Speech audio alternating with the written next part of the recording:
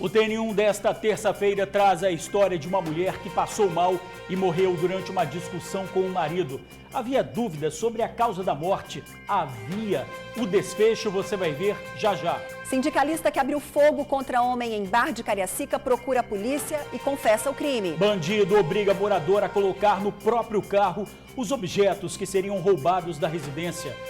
Amigos, não tá nada fácil viver em Cobilândia, Vila Velha. Nome na certidão de nascimento, Adriana Guido. Poderia também ser chamada de Fortaleza. Adriana não se entregou a um câncer agressivo, quer viver. E os amigos tiveram uma ideia massa para ajudar no tratamento dessa guerreira. Você vai ver já já. Abra a geladeira e extermine os inimigos que fazem moradia por lá. Você nem imagina a quantidade de bactérias que se multiplicam nos restos de alimentos e as doenças que elas provocam. Se você é estudante, se liga na informação. Tem mais de 2.000 vagas de estágio para os níveis médio, técnico e superior. E para quem procura emprego, também vamos divulgar boas oportunidades. É agora no TN1.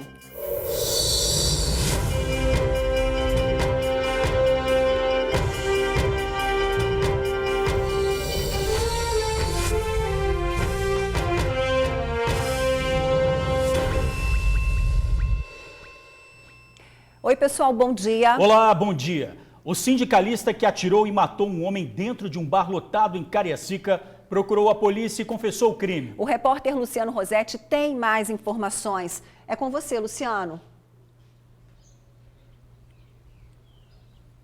Exatamente, Ingrid e George, amigo do TN, é um crime gravíssimo, são imagens gravíssimas. O criminoso entra no estabelecimento no bar, né, armado, ele pega logo o revólver, vai em direção à vítima, efetua vários disparos, não dando chance de defesa à vítima, que acabou, né, falecendo, morrendo no local. A Polícia Civil concluiu as investigações a respeito desse crime que ocorreu no último domingo. O criminoso, de 49 anos, se apresentou à DHPP de Cariacica, que é a delegacia especializada que investiga casos de homicídios que ocorrem aqui no município de Cariacica. Ele se apresentou à DHPP, o criminoso de 49 anos, ele confessou o crime, entregou a arma, um revólver calibre 38, mas como não teve situação flagrancial, quer dizer, ele estava fora do flagrante e também se apresentou voluntariamente, espontaneamente à polícia, ele apenas foi ouvido e liberado. Mais informações eu volto daqui a pouquinho, tá bom? Com mais detalhes a respeito desse crime. Ingrid e George. Até já, Luciano. Pois é, crime chocante. Bom, e agora a ousadia de criminosos durante um assalto em Cobilândia, Vila Velha. Eles obrigaram o morador a transportar para o carro dele tudo que seria roubado da residência. Além de invadir casas, os bandidos também fazem reféns fiéis de igrejas. Quem mora na região não suporta mais ser vítima de assaltantes. O culto acontecia nesta garagem, em Cobilândia, Vila Velha. Teodolino recebia cerca de 6 adultos e outras 2 crianças. Após a oração, era o momento de compartilhar uma torta. Mas a refeição foi interrompida por um assaltante armado. Ele estava bem nervoso, que ele parecia uma pessoa drogada, assim, entendeu? Eu entreguei tudinho a ele, porque eu estava com a minha mulher e minhas filhas aqui. Na hora eu tive que ficar quietinho. Todos foram trancados neste pequeno banheiro. O criminoso resolveu puxar Teodolino e o obrigou a ajudar a colocar tudo o que seria roubado dentro de um carro. Detalhe, o veículo também era do aposentado. Em Cobilândia está uma onda tão grande de assalto que a gente, assim, não sabe mais nem o que fazer. Se você me perguntar o que você acha que tem que ser feito, eu não sei. Porque meu pai foi assassinado aqui, a 50 metros. A igreja Maranata aqui em frente de casa foi assaltada 5, 6 vezes. A igreja adventista há poucos dias foi roubado notebook, televisão, tudinho. Então, entendeu? A gente não sabe mais o que fazer. Os assaltos aqui em Cobilândia estão acontecendo por toda parte. Na rua, na saída das escolas e até em igrejas. Pelo menos 3 foram alvos de criminosos somente este ano. Nós não aguentamos mais, então dá um basta. Todo dia você liga o jornal, tem uma tragédia, uma tristeza acontecendo quando perde uma vida de alguém. E aqui, minha amiga, nessa rua, feriado, não passa, bota filmagem aqui. Eu quero ver qual é o polícia que passa aqui, não passa. Pois é, pessoal, e depois desse desabafo, o que diz a polícia, hein? A Polícia Militar garante que faz o policiamento todos os dias. Destaca que em casos de suspeita e ocorrências de crime em andamento, uma viatura deve ser acionada pelo 190. Bom, agora eu queria chamar a atenção de vocês, Ingrid, para essa imagem aqui. Essa daqui é a Adriana. Roda aí, por favor. Essa é a Adriana Guido. Ela é uma vendedora, teve câncer de mama há 6 anos. Só que esse câncer, ele se espalhou para outros órgãos do corpo. Ela já fez mais de 100 sessões de quimioterapia, 50 de radioterapia. O trabalho dela, Ingrid, é de vendedora, ela vende roupa. Ela ia para a casa das pessoas para conseguir o dinheiro para sobreviver. Só que agora ela está fraca, a gente está vendo aí. Ela precisa de ajuda. Então ela recebe as pessoas na casa dela. Só que é muito mais cômodo a vendedora ir até a casa, né? Ela está perdendo isso. Pois é, George. Eu estou super querendo ver, você editou essa reportagem, e eu acho que eu e todos os telespectadores precisamos conhecer essa história da guerreira Adriana. Vamos ver?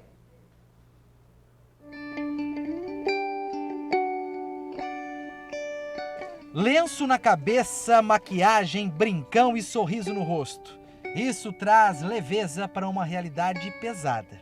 Adriana tem 56 anos e há 6 descobriu um câncer na mama esquerda. A doença se espalhou para os pulmões, fígado e ossos. É uma luta diária regada a uma quantidade interminável de medicamentos. 24 horas de dor que eu sinto, de remédios que eu tenho que tomar a cada instante e também aquele medo da morte, porque isso é o principal, né?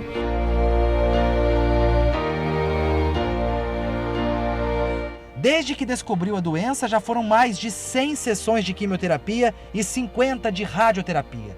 Alguns médicos já desacreditaram a Adriana, mas ela é turrona e tem sua luta diária, a de viver um dia de cada vez. Eu vou para quimio igual eu tô aqui, eu me arrumo, eu ponho um brinco, eu passo um batom, eu boto uma coisinha. Perfuminho, cheirosinho.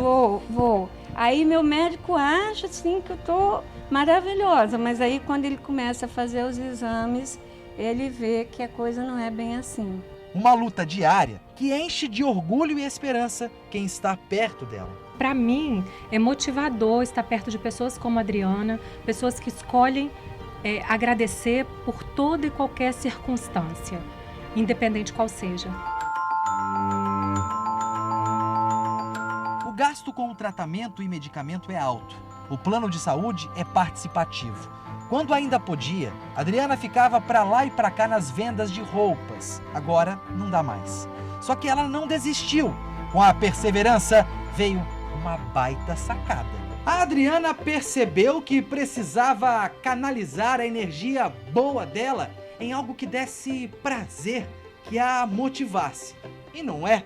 Com todo o cenário contra, ela não está organizando um desfile de moda? É. As roupas do desfile serão vendidas e a grana e a verba vai ajudar no tratamento da doença. Como eu vi que estava ficando difícil, eu tenho um número pequeno de clientes que vêm comprar de mim, porque normalmente as pessoas que vendem as sacoleiras vão na casa das outras, mas eu não posso ir. Mas aí o que eu inventei? Eu falei, eu vou fazer um desfile e vou convidar muita gente pela internet e explicar que eu preciso, porque os medicamentos são caríssimos. As amigas têm ajudado na organização e divulgação do evento que acontece no dia 8 de maio. Venha, participe do desfile, entre em contato pela rede social, compre. A Adriana não está pedindo dinheiro, gente. A Adriana está pedindo somente que você faça parte disso com dignidade. Porque é isso que ela está mostrando pra gente, que você pode viver com dignidade. Inventar moda, acreditar na vida, viver um dia de cada vez. Estar com a Adriana é ter a certeza que o segredo da vida está nas pequenas coisas, na simplicidade, na sinceridade. Você tem que viver muito bem o seu dia. Se você não viver muito bem o seu dia, você tem momentos de depressão? Tem. Mas você tem que vencer esses momentos.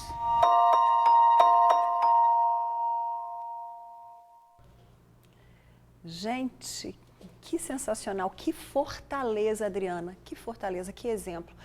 É uma luta diária. Lembrando que o evento acontece no dia 8 de maio. Para comprar as roupas que a Adriana vende, ligue 99505-7048. 99505-7048. E para participar do desfile, basta ligar para a Adriana ou mandar o nome e sobrenome no direct do Insta, Nosso Canto Store. Mudar de assunto agora para falar, 9 detentos fugiram do presídio de Xuri, em Vila Velha. A fuga aconteceu no pavilhão 3, por volta das 7h30 da noite deste domingo. A Secretaria Estadual de Justiça confirmou a fuga e disse que o CIODES foi acionado assim que o fato aconteceu. Vamos ver quem são os fugitivos. Roda aí na tela, por gentileza. Pois é, Adair Fernandes da Silva, ele foi condenado por tráfico de drogas. O Alas Borges Silva, condenado por porte ilegal de armas e tráfico de drogas. Sávio Soares de Souza, tráfico de drogas e corrupção de menores. Júlio César Geraldo, tráfico de drogas. Carlos Eduardo Ferreira da Silva, ele foi condenado por roubo. Jean Carlos de Souza Silva, condenado por tráfico de drogas. Adamo Moreira Félix, condenado por posse de arma e tráfico de drogas. Gleidson Rezende Marçal, condenado por porte ilegal de arma e de uso restrito. Charles Bastos Moraes, por posse de arma e também de uso restrito. Pois é, buscas são feitas na tentativa de recapturar os foragidos. Até agora, nenhum deles foi localizado. A Sejus diz que uma apuração minuciosa será feita pela Corregedoria para investigar como aconteceu essa fuga. E a gente pede aí à população, né, que identificar algum desses 9 foragidos, que ligue para o Disque Denúncia 181. Agora a gente fala da prisão de um taxista que levava dentro do carro diversas armas, inclusive uma submetralhadora. Pois é, George, o taxista disse para a polícia que teria sido obrigado por bandidos a levar as armas, mas não teve jeito, já está no presídio. Uma submetralhadora calibre 380, um revólver 38 e 20 munições de pistola .40 de uso restrito. A polícia encontrou esse armamento dentro de um táxi descaracterizado. De acordo com a PM, o taxista de 27 anos teria sido obrigado por traficantes a fazer o transporte das armas. Questionei mesmo onde é que estariam os outros 2 ocupantes, que é a informação preliminar que seriam 3 ocupantes no carro. Segundo ele foi com esses caras até o bairro Vista Linda. Chegando lá, eles conseguiram sair de lá com esse material. E avisaram para ele o seguinte: nós não vamos com você no carro para não chamar a atenção da polícia. Segundo a polícia, o destino final das armas seria uma boca de fumo no bairro Alvorada, em Vila Velha. Nós tentamos montar uma operação para tentar prender os outros 2 aqui na região de Cobilândia. Porém, alguém deve ter informado que ele já havia caído preso lá no Botânico. E nessa situação, os que estavam aqui haviam já evadido do local pré-determinado. E aí nós não conseguimos, mas identificamos todos os 2, está constado na ocorrência. O material todo foi entregue na delegacia de Cobilândia. O taxista foi detido e os criminosos conseguiram escapar. À margem da lei, ele estava fazendo transporte de material ilícito e ele vai ser responsabilizado por isso aí. Apesar de ter indício de que era de propriedade de outros indivíduos, mas infelizmente ele concordou em fazer um transporte sabendo que o material estava ilícito e vai pagar pelo risco dele. Isso aí vai ser a interpretação por parte da justiça agora. O taxista Magno Pereira de Oliveira foi autuado por porte ilegal de arma de uso restrito e já está no presídio. Os outros 2 suspeitos ainda não foram localizados pela polícia. Infelizmente, agora a gente fala de mais um caso de violência contra a mulher. Uma diarista foi asfixiada pelo marido no bairro Santa Rita, em Vila Velha. O casal tinha histórico de brigas e até hoje cedo, a família da vítima ainda não sabia qual teria sido a causa da morte. Não imaginava que a mulher tinha sido assassinada. A família da auxiliar de serviços gerais, Maria Aparecida Viana de Souza, de 45 anos, está vivendo momentos de angústia e dúvida. A mãe morreu essa madrugada e a causa da morte ainda não foi esclarecida. A auxiliar de serviços gerais morava em Santa Rita, Vila Velha, com um companheiro, um ajudante de pedreiro de 33 e 2 filhas. Porém, na hora, em casa, só a filha mais velha estava, mas ela não ouviu nada. A atendente de 21 anos, que não quer aparecer, contou que os 2 tinham discussões constantes. Ele era muito ciumento de não chegar, deixar ela sair sozinha, dela usar algum tipo de roupa, sempre ficava regulando tudo que ela fazia. Durante 1 ano e 3 meses de relacionamento, a vítima teria mandado o companheiro sair de casa várias vezes, porque ele era muito possessivo. Minha mãe sempre ficou em cima, então até que ela expulsou de casa mais de 5 vezes. Mas o companheiro insistia em ficar. As brigas, segundo o que as filhas sabiam, ficavam nas discussões, sem agressões físicas. Mas desconfiada, a atendente foi morar com a mãe. Minha mãe, ela evitava de falar as coisas para não preocupar a gente. Então ela me chamou para morar com ela e eu decidi ir para ver de fato como era o convívio dos dois. Para mim, porque como minha mãe não me falava, eu queria ver. Ontem à noite o casal teve uma nova discussão e, segundo a filha, teria sido pelo mesmo motivo que Maria Aparecida queria que o companheiro fosse embora da casa. Por volta de 4 horas da madrugada, de acordo com informações do companheiro à polícia, ele empurrou Maria Aparecida contra a parede. Ela bateu com as costas e depois caiu com o rosto no chão e aí começou a passar mal. Ao invés de chamar a filha dela, que estava dormindo no quarto ao lado, ele preferiu socorrer a mulher e chamar o SAMU. Quando o SAMU chegou, Maria Aparecida já estava morta. Aparentemente, ela não tinha nenhum tipo de lesão. Eu só quero descobrir o que de fato aconteceu, porque isso não é normal. Eu não sei te explicar a dor porque não tem palavras para explicar. É a tristeza que fica, né? Olha, o laudo da perícia comprovou, né? Até então, hoje cedo, não se sabia se realmente ela tinha sido assassinada. Agora, o laudo da perícia confirmou que o suspeito foi autuado e ele esganou essa mulher. Ela foi morta por asfixia, por asfixia, motivo fútil, um feminicídio, e ele será encaminhado para o presídio de Viana. Tentou esconder a situação, Ingrid. Pois é, a família inclusive disse que esse casal tinha um histórico aí grande de brigas e olha a tragédia, o fim, né? Um fim trágico. Mais uma vez fica o apelo aí para as mulheres, não é? Toda vez que você estiver numa relação que tem esse tipo de comportamento, que você já se previna e que você realmente saia disso daí, porque o fim é exatamente esse fim trágico. Isso aí. Olha, a blogueira indiciada por estelionato usou as redes sociais para se desculpar. Natasha Vilasque, de 21 anos, tem um perfil no Instagram com mais de 440 mil seguidores. A jovem vai responder em liberdade.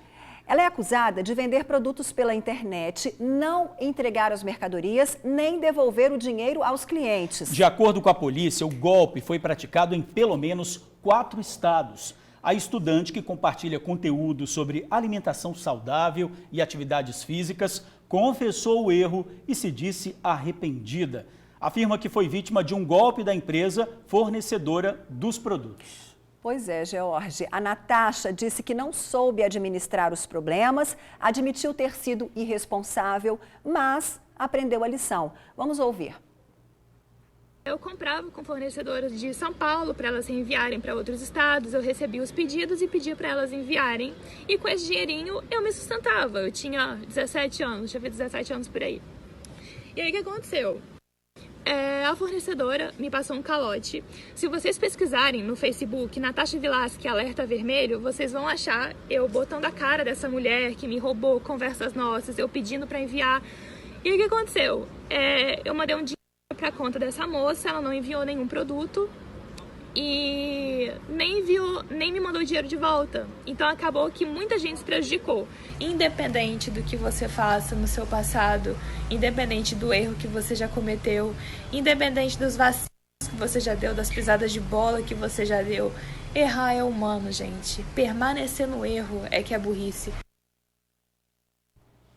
É verdade. Tem que aprender a lição, né, George? Sempre.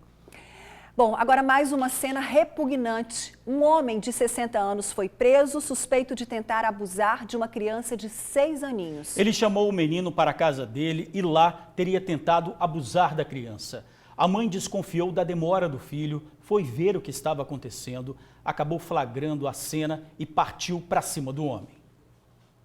Quando a dona de casa se deparou com a cena, ficou apavorada. A mulher de 36 anos acusa esse senhor de 60 de tentar abusar do filho dela de apenas 6 anos. Ela conta que o homem teria chamado a criança para ir até a casa dela. O menino acabou indo, mas quando a mulher percebeu que a criança estava demorando demais, foi atrás dele e acabou flagrando a situação. Ele chamou a criança, ele foi, o menino foi. Aí, nisso que o menino foi, demorou uns 10, 20, ou, se eu não me engano, 30 minutos.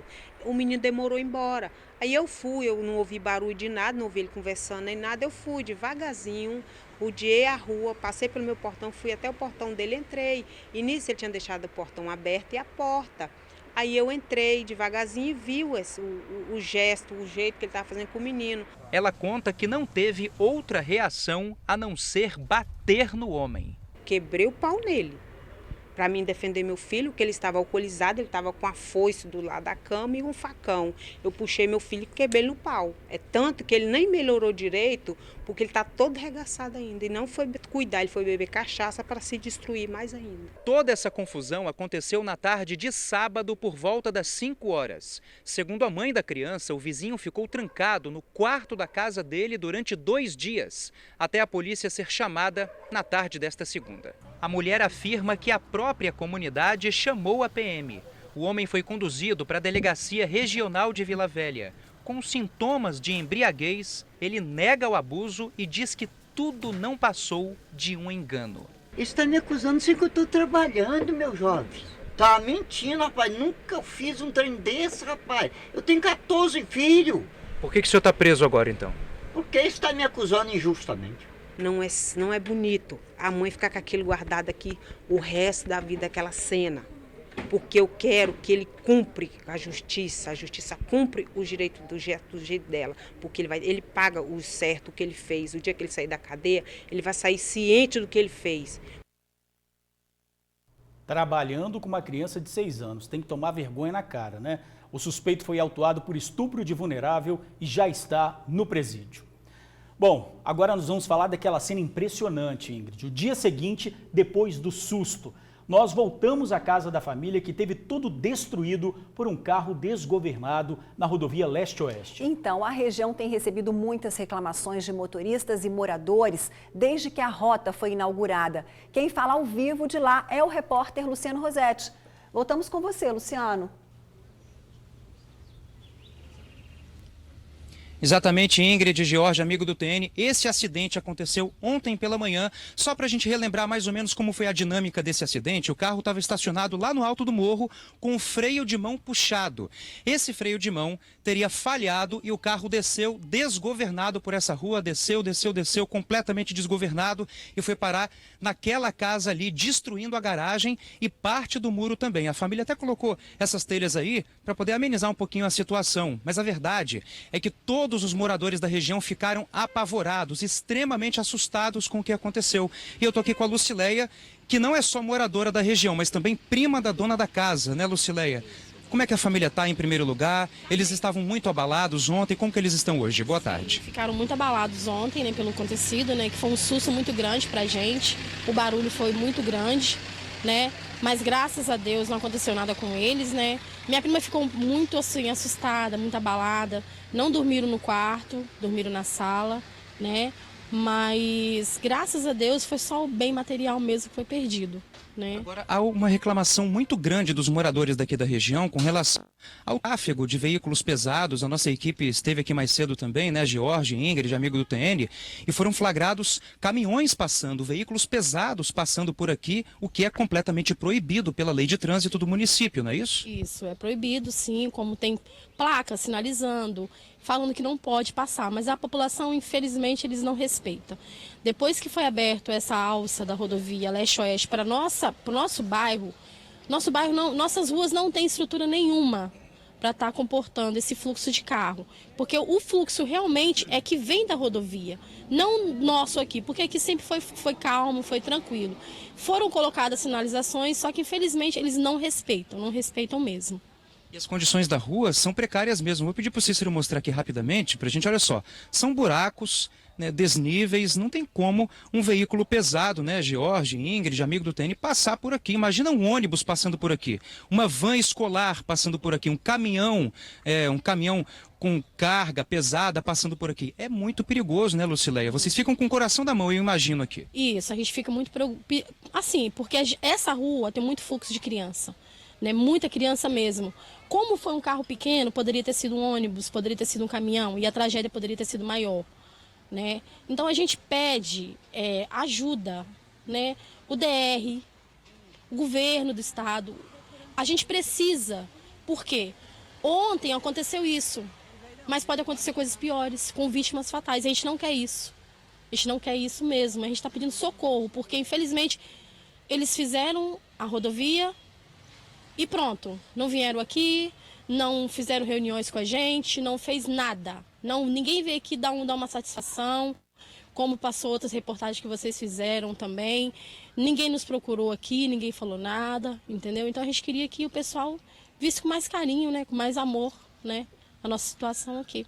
Lucileia, muito obrigado por suas palavras e sua coragem também de falar ao vivo sobre um tema tão delicado, né, George e Ingrid? Olha só, a rodovia leste-oeste corta 12 bairros daqui da região. Pedi licença passar aqui rapidinho para a gente falar com o secretário Alexandre Ribeiro, que é secretário de Defesa Social de Cariacica. Secretário, o que a prefeitura está fazendo para poder resolver esse problema? Quais são as providências que estão sendo tomadas? Boa tarde. Já foram executadas aqui na região várias sinalizações. Após a abertura aqui na inauguração da Leste-Oeste, nós percebemos que aumentou o fluxo aqui na região. Então é necessário uma ação conjunta a nível de município e estado que possa realmente buscar uma solução aqui para essas famílias. Mas cabe ressaltar que a prefeitura, há 3 meses atrás, deu início ao trabalho de sinalização e um trabalho de orientação com os nossos agentes aqui na região. Mas é importante frisar também que o nosso número de efetivo é muito pequeno para cuidar da cidade inteira. E nós temos muitas ações nas cidades, mas a atenção assim com a comunidade continua. Como eu falei, há 3 meses atrás fizemos a sinalização, o trabalho educativo veio para a região e constantemente os nossos agentes estão aqui.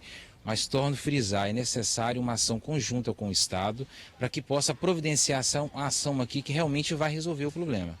Tem que conscientizar mesmo, né, motoristas de veículos pesados para que não passem mais nessa rua. A gente mostrou agora há pouco as condições da rua, do piso, do asfalto, é muito buraco, muito desnível e um veículo pesado passando por aqui, como a Lucileia disse agora há pouco, imagine se fosse um ônibus com crianças, uma van escolar, o desastre teria sido bem maior, né, secretário? Então é necessário um trabalho de conscientização dos motoristas também. Com certeza, nós estamos agora também procurando as empresas desses caminhões que passam aqui na região, que a gente possa provocar com os nossos agentes de trânsito também uma reunião integrada nessas empresas. Porque o que percebe aqui é a falta de conscientização dessas pessoas, porque a via já está sinalizada e a gente percebe que as pessoas continuam cometendo os autos de infrações e colocando em risco a vida de milhares de pessoas que transitam aqui. Exatamente. Muito obrigado, secretário. A gente acabou de falar com Alexandre Ribeiro, secretário de Defesa Social, só reforçando aquela informação que eu disse agora há pouco, a rodovia leste-oeste corta 12 bairros daqui da região. O que não pode continuar acontecendo são veículos pesados passando por aqui e amedrontando toda a população, todos os moradores de bem que com certeza vivem aqui. Né? Ingrid e George, volto com vocês. Obrigada, Luciano. É exatamente isso. É para ontem a questão da conscientização e o bom senso por parte dos motoristas. Porque hoje cedo, roda aí, imagens feitas pela nossa equipe, exatamente hoje cedo no bairro, mostram vários flagrantes de caminhoneiros que não respeitam a sinalização. É uma infração atrás da outra. Basta parar próximo à ladeira e esperar que lá vem o flagrante da falta de respeito, colocando em risco a vida dos moradores, além de prejudicar todo o trânsito. Olha aí, George, que absurdo. Pois é, agora, sinceramente, Ingrid, o secretário falou em conscientização, a gente fala em conscientização, a gente fala em educação, mas realmente é preciso ter mais do que isso. A gente vê ali a placa fazendo a proibição para o caminhão passar e o caminhão passa. Não adianta. Quando não tem conscientização, tem que ter uma punição mais grave, tem que ter uma barreira, tem que colocar a gente ali para multar, para proibir, para parar, porque senão não vai parar. Não vai ter fim. Quando pesa no bolso, talvez, né, tenha fim uma situação grave dessa. Ontem a gente mostrou aí o carro que invadiu a residência e como os próprios moradores disseram, já imaginou se fosse um caminhão desse aí, ó, ou uma van escolar? Olha, o carro ontem atingiu o quarto da moradora. Ela teve uma sorte de não ter sido atingida. Quer dizer, é preciso mesmo, como você disse, já que conscientização não está resolvendo, então que venha a punição, né? Eles não respeitam nem na BR, né? A gente vê as carretas passando com pedra de granito na BR, não respeita nem isso. Vai respeitar o bairro? Então, realmente tem que ter uma ação mais enérgica, nada de conscientização. Se não está conscientizado, sabe, está a placa ali, ele tem a conscientização, ele vê, né? Ele está enxergando a placa. Conscientização não dá, tem que punir, não dá mais. Olha, a Receita Federal deu um prejuízo de cerca de R$800 mil a traficantes. É que fiscais da alfândega apreenderam 7 quilos de haxixe no aeroporto de Vitória. A droga estava escondida no meio de uma carga de instrumentos musicais que veio de Miami, nos Estados Unidos.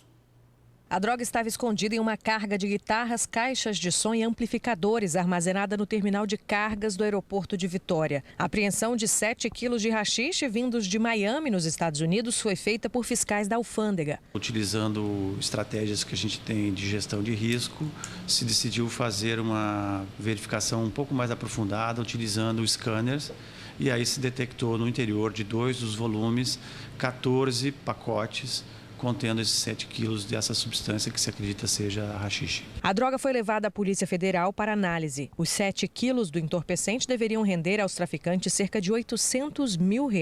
A utilização do transporte de carga entrando no Brasil por Vitória, especialmente no modal aéreo, para nós foi uma surpresa um tanto quanto desagradável. Não se esperava que se estivesse utilizando essa forma de transporte para trazer droga para que se acredita para o consumo aqui na cidade ou no estado. No ano passado, a Receita Federal apreendeu mais de 30 toneladas de cocaína nos portos e aeroportos de todo o país. Nos 2 primeiros meses deste ano, já foram mais de 5 toneladas apreendidas. Mas esta é a primeira vez que a alfândega flagra entorpecentes entrando no país pelo aeroporto de Vitória.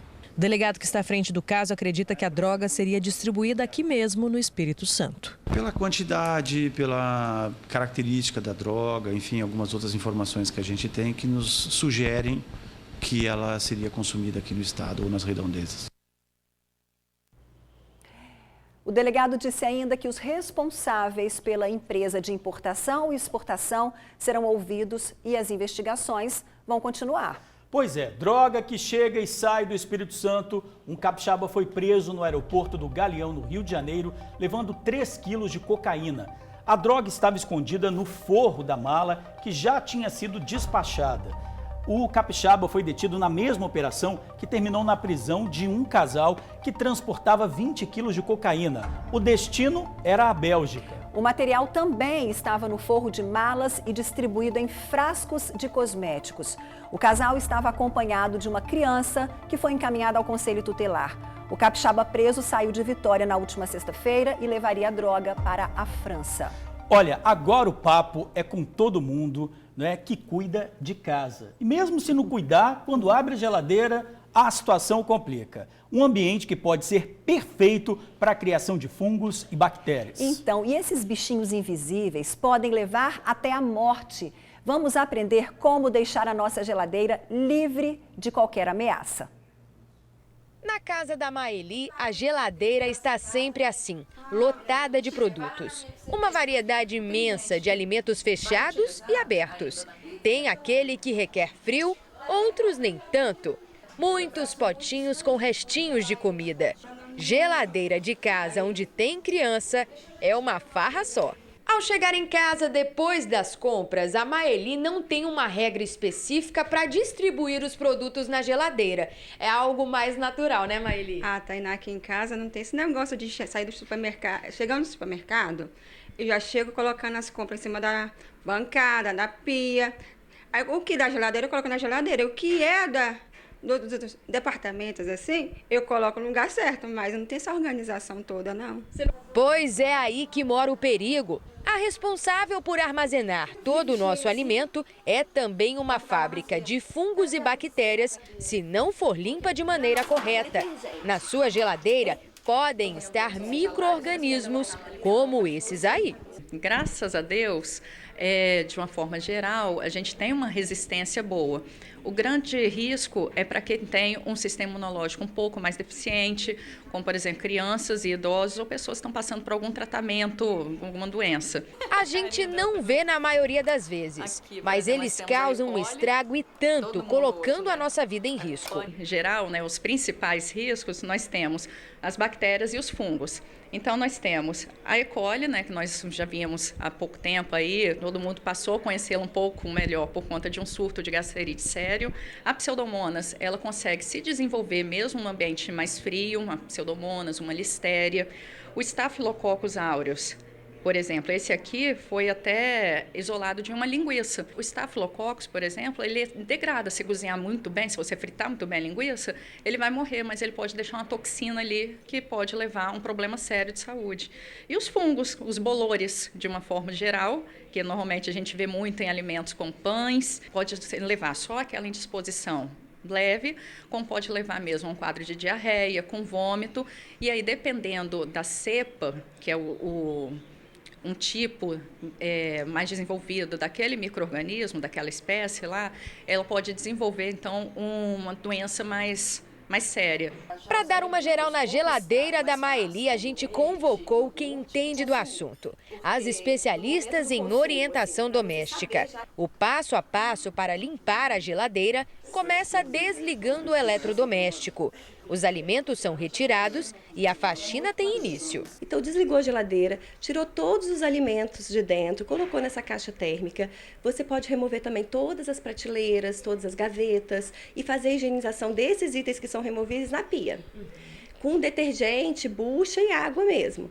Os itens que não podem ser removidos, você higieniza com o mesmo material, mesmo produto, dentro da geladeira. Para neutralizar odores, para fazer uma limpeza, uma higienização melhor, depois você pode usar água, 500 ml de água com 2 colherinhas de sopa de vinagre, ou tem famílias que preferem o bicarbonato. As etiquetas são essenciais para manter a geladeira livre de fungos e bactérias. Verificar potinhos que vão ficando de sobra de alimentos, quantos dias que esses potinhos estão na geladeira. Por isso que o ideal é etiquetar, você colocar uma etiqueta com a data do preparo, porque cada alimento tem o seu período que pode ficar na geladeira, e você setorizar a sua geladeira, manter sua geladeira organizada. Então, a geladeira ela tem temperaturas diferentes. O ideal é você setorizar de acordo com a temperatura que cada alimento precisa. Seguindo as orientações, não tem erro. Geladeira em dia, saúde segura. Isso, geladeira em dia, saúde segura, são dicas simples, fáceis de fazer para espantar aí esses inimigos invisíveis que ameaçam gravemente a nossa saúde, né? Não, tem que limpar mesmo, porque às vezes a geladeira fica fedendo, né? Você abre e contamina a casa inteira. Então, realmente tem que ter esse cuidado, é essencial. E mais uma vez a gente viu aí o poder do vinagre e do bicarbonato, né? Salvando o mundo. Tudo.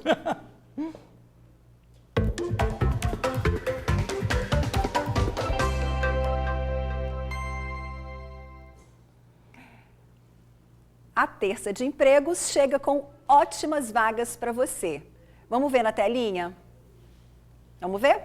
São chances para gerente financeiro, assistente bilíngue, comprador internacional, analista de suporte, biomédico, executivo comercial, assistente administrativo, polidor, técnico eletrônico, orientador pedagógico e auxiliar de crédito e cobrança. Cadastro no site rhopen.com.br. E se você é estudante e busca uma oportunidade de estágio, fique atento também. O governo do estado abriu 2.000 vagas para os níveis médio, técnico e superior. As inscrições podem ser feitas a partir de hoje pela internet. Basta acessar jovensvalores.es.gov.br. A bolsa é de quase R$ 600 mais vale transporte. A carga de trabalho é de 20 horas semanais. Bom, e a gente fala do sindicalista, né? Que é aquele que atirou contra um colega, um desafeto lá no bar. Ele se apresentou à polícia e confessou o homicídio. O caso aconteceu em Cariacica e tudo foi registrado pelas câmeras de segurança. Pois é, a gente vai perguntar ao Luciano o seguinte: o que motivou esse crime, hein? Mais uma vez com você, Luciano, a gente volta. Boa tarde, Ingrid. Boa tarde, George. Boa tarde, amigo do TN. Segundo a polícia, teria sido um motivo completamente bobo. Segundo as investigações, a motivação do crime teria sido uma desavença antiga entre criminoso e vítima. Tudo por causa de brincadeiras e apelidos que a vítima colocava no criminoso. Apelidos dos quais o criminoso não gostava. Então, segundo a polícia, essa desavença, um motivo completamente torpe, né, segundo as investigações, teria motivado esse crime que aconteceu nesse último domingo dentro de um bar em Cariacica. Só para a gente relembrar rapidamente esse caso, o criminoso de 49 anos, ele entrou no bar armado e foi direto lá na vítima, deu tiros, né, efetuou vários disparos, não dando chance de defesa para a vítima. Depois, ele se apresentou à DHPP de Cariacica, a Delegacia de Homicídios daqui do município, confessou o crime e entregou à polícia a arma do crime que ele usou, né, nesse crime, um revólver calibre 38. Só que ele não foi preso, ele foi ouvido e foi liberado porque ele não estava na condição de flagrante, né? Ele estava fora da situação flagrancial, não havia flagrante. E também se apresentou voluntariamente, espontaneamente à polícia, o que abranda a pena também. Por isso ele não foi preso, ele não vai responder em liberdade e também, apesar de ter sido, claro, indiciado por homicídio qualificado. Volto com vocês. Tá aí, perder a vida por conta de fofoca. Bom, já 3 meses convivendo com o esgoto jorrando na rua. Transtorno enfrentado por moradores e comerciantes do bairro Ulisses Guimarães, em Vila Velha. E o povo afirma, quem pode resolver só aparece lá para tirar foto. Tá endividado? O TN1 te mostra qual o melhor empréstimo para te livrar desse sufoco. Meu nome é Isabela, eu moro na Serra e fica ligadinho que o TN volta já.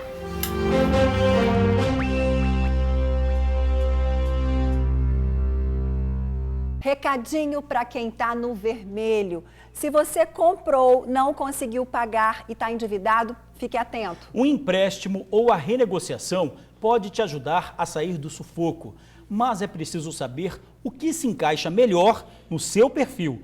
O TN traz a dica de um especialista. Comprar é bom, mas tem que pagar, né? Se não for à vista, o boleto chega. Se não paga, o nome é negativado. Aí tem gente que acaba recorrendo ao empréstimo. A dona Isaura já fez? Já fiz, mas agora eu parei.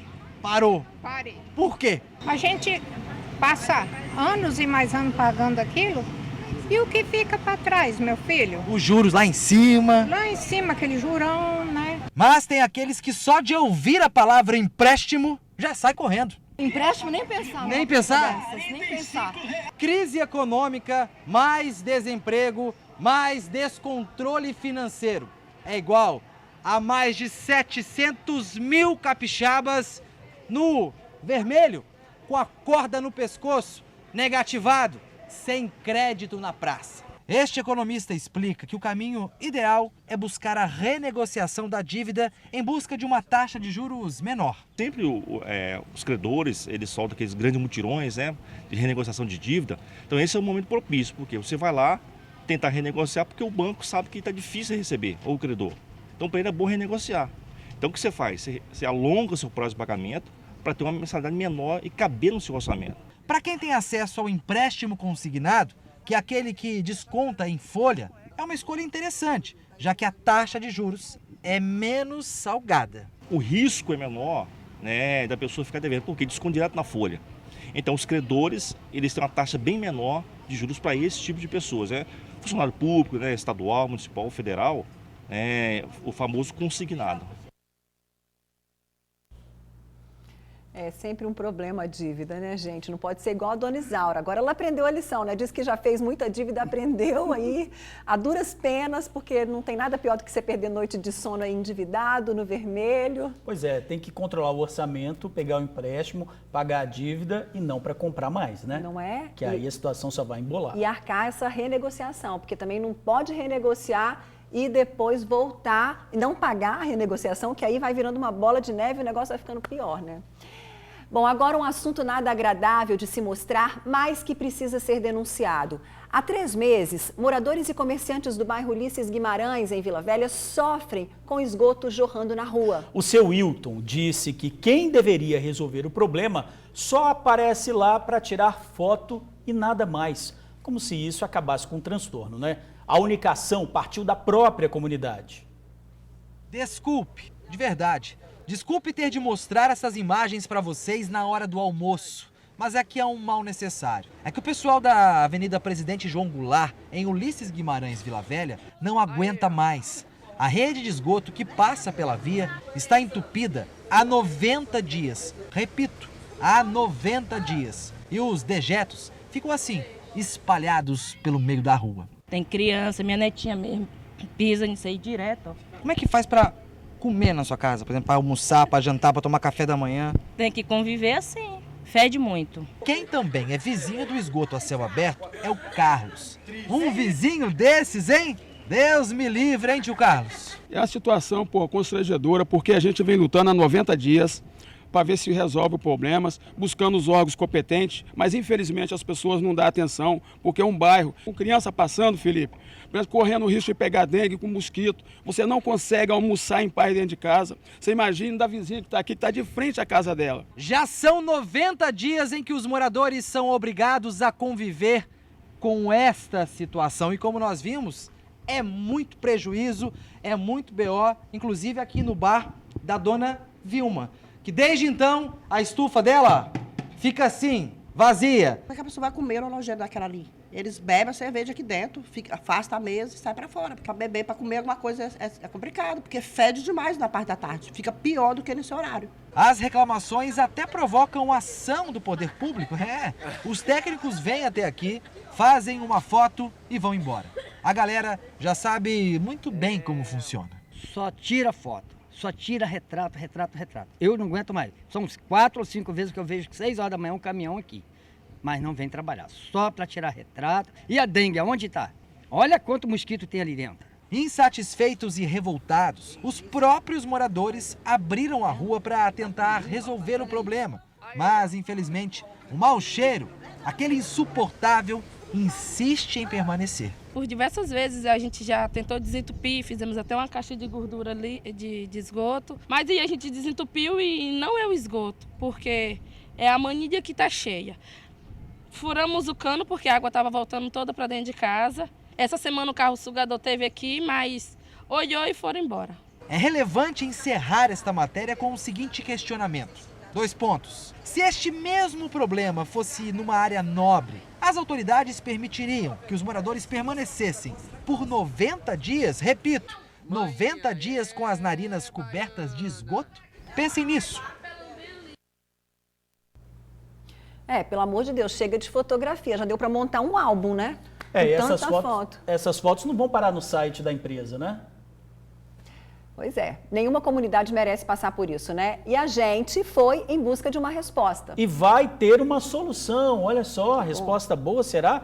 A Cesan disse que uma equipe está no bairro e vai fazer a limpeza da rede de esgoto agora à tarde.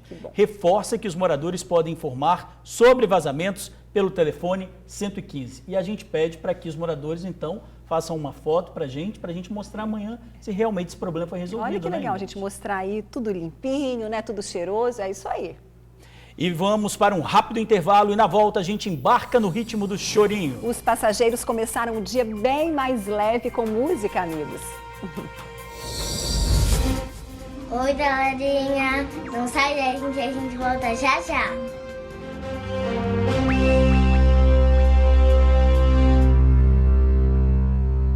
Olha, pessoal, hoje muita gente chorou num coletivo da Grande Vitória, mas foi choro de alegria. Hoje é Dia Nacional do Chorinho. E para comemorar a data, um grupo de músicos resolveu animar os passageiros logo no início da manhã. O dia amanheceu assim no Morro do Alagoano, em Vitória. Chorão demais.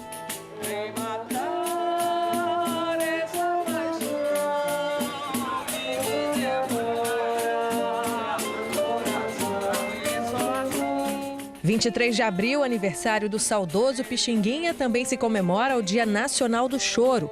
O combinado era esperar o ônibus, mas ninguém aqui consegue ficar parado.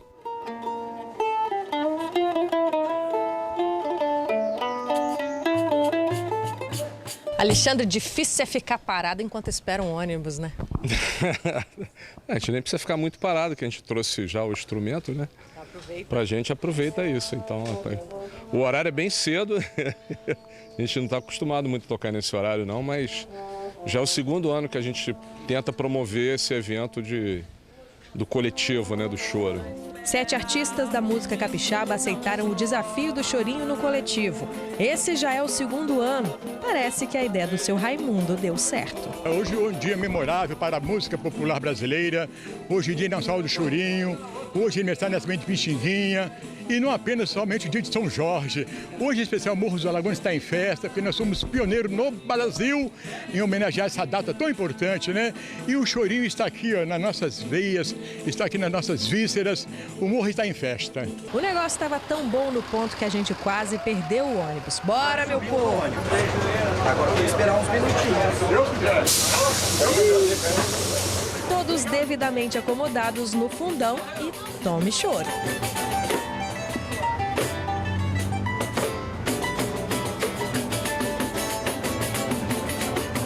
130 anos de existência levando alegria ao povo brasileiro. Originalmente o choro é um gênero musical instrumental, mas brasileiro, vocês sabem como é, né? Adora inventar moda. Não deixa o samba acabar e nem o choro. Morro foi feito de samba pra gente sambar. Eu acho que o choro é o percussor de toda a música popular brasileira, né? Datado do século XIX e que desagou nessa música brasileira incrível, cheia de nuances, cheia de raiz, aonde deságua tudo. E pela cara dos passageiros, a bagunça foi bem-vinda. Uma delícia, né? O som, a música, o chorinho, ele engrandece a alma da gente, o trabalho fica mais gostoso, a gente já começa o dia feliz, né? É uma delícia, música é sempre bom. A alegria é contagiante e nesse ritmo, até a gaveta do cobrador virou um instrumento musical. É animador, eu começo o dia bem.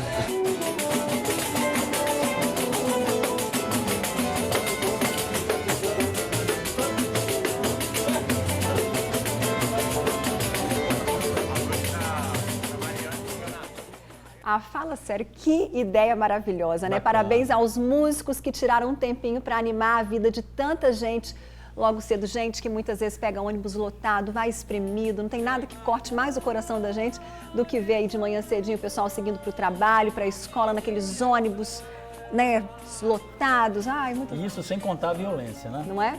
E a gente fica por aqui. Obrigada pelo carinho, pela audiência. Uma ótima tarde para você e até amanhã. Lembrando que no Tribuna Online você assiste o TN1 todinho e acompanha também os bastidores do nosso telejornal. Beijo. Obrigado por assistir ao jornal, pela companhia de sempre. A gente te espera amanhã, 15 para meio-dia. E agora tem ela, Débora Moraes, no Ronda Geral. Vai daí.